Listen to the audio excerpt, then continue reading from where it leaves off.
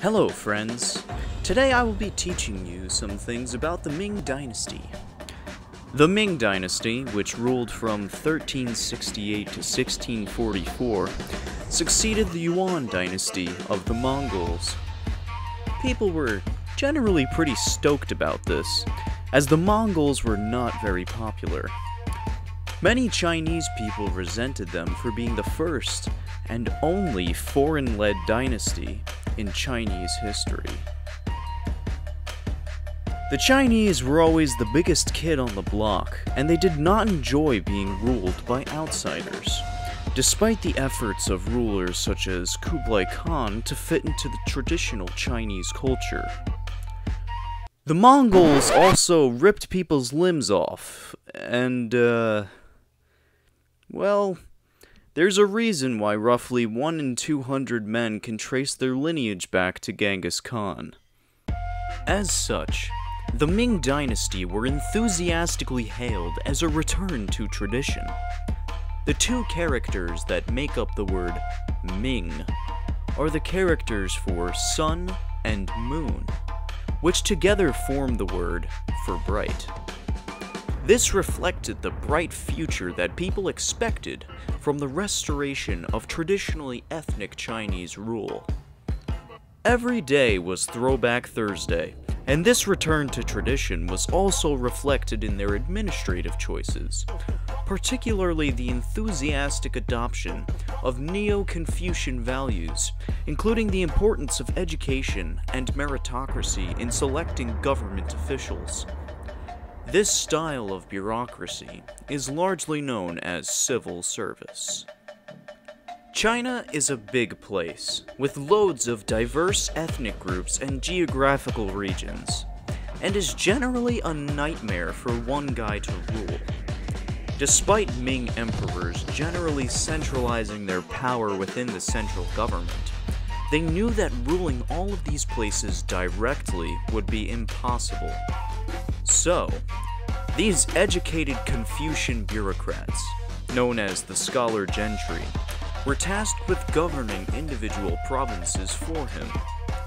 This system was originally implemented by the Song Dynasty, which had been conquered by the Mongols, and in the Ming's tradition of restoring tradition, they decided that it was a good idea to bring it back.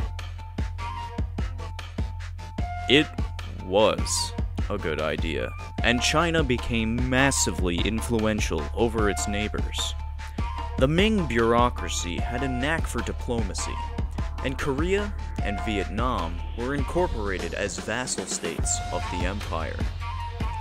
One of the greatest accomplishments of the Ming Dynasty were the 7 diplomatic voyages conducted between 1405 and 1433 by the Admiral Zheng He.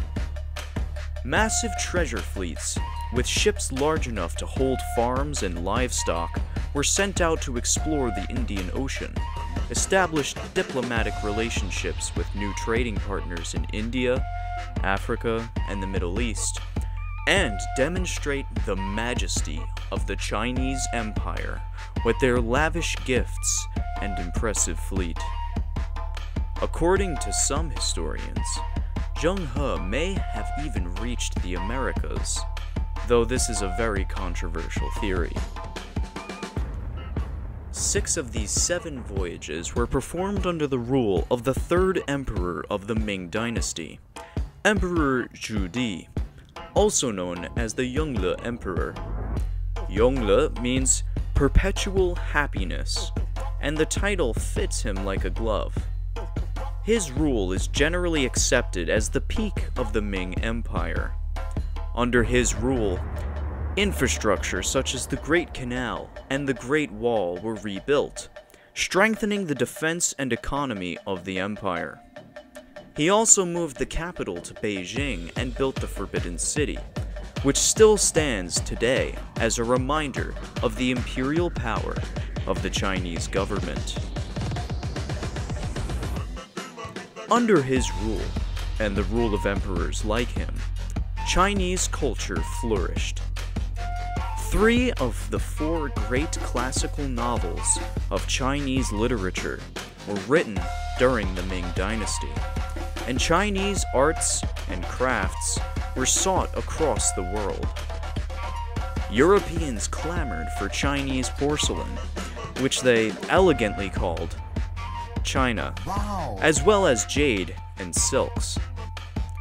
Since the Silk Roads had recently been revitalized by the Mongols, China became part of a global trade network that would come to include the Americas in the mid-1500s.